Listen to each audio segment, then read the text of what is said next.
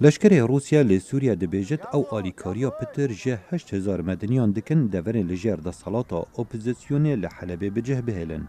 در کپتنا سیویلان پشتی هرشن حکومت سوریا به پشتوانیا روسیا بودم پتر جمعه که دید كونها پتر جهشته صده جاروش حالات حلب کنترل دکد. وزیر دربه روسیا را گرتنا اپراسیون لشکرین حکومت سوریا را گهاند جبری کمبونا دنابرا شارزاین امریکا و روسیا درباره حلب لجنیف.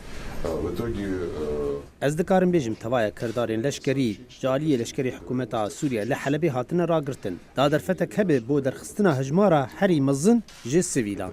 راگهاندنا روسیا هیویا که امریکا پیدا کرد بگهشتن برای کفتن که آگر بسته نبتنه لحلب بلکل توایا سوریا.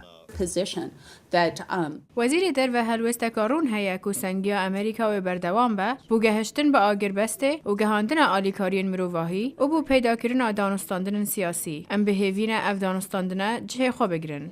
لنیویورک نونر تایبت نتوین اگرتی پیشوازی لراگرتنا اپراسیون لشکری کرد که در فتک بو و گهاستنا سویلان که هجمارا سویلان آسه دنافروش حالات حلب حتانها نائتزانین.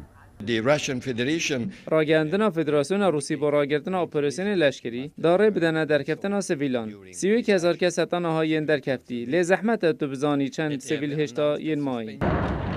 دگل گورانکاریان لشکری لحلبه و پیشوچون حکومت و بزاوین سیاسی نفت نتوی اره چند درفت هیا دانستاندن سیاسی دست پی بکن. نهاده مجدل بحثی احتمالا دانستاندن سیاسی بتکرن. جبر کو سرکفتنا لشکری نابنا نشان بو هبونا آشتیه. به دوریا هزاران کیلومتران جحله با ویران بوی کارمندان آلیکاریان ساخلمیه لپاریس پایتخت فرانسا حفظوزیا خوب و سویلن دورپیچگیری دیار کرن. به دهان نوجداران جسران سری جهان آرمانج کرنان نخوشخانه و بنگهن ساخلمیه لحلب شرمزار کرن.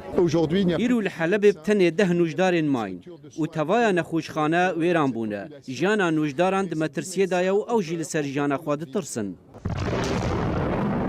دگل گشبینیا پیکینانا دانستاندن سیاسی بود ماهیکینانا شر نافخوی 6 سالان دی سوریا سروک سوریا گفن بردوان بونا شری دکد و سر رای راگهاندنا روسیا براگرتنا کردار لشکری هیزن حکومت بردوام لسر تو باران کرنا روش حالاتا حلبه. خالد فتاح دنگ امریکا.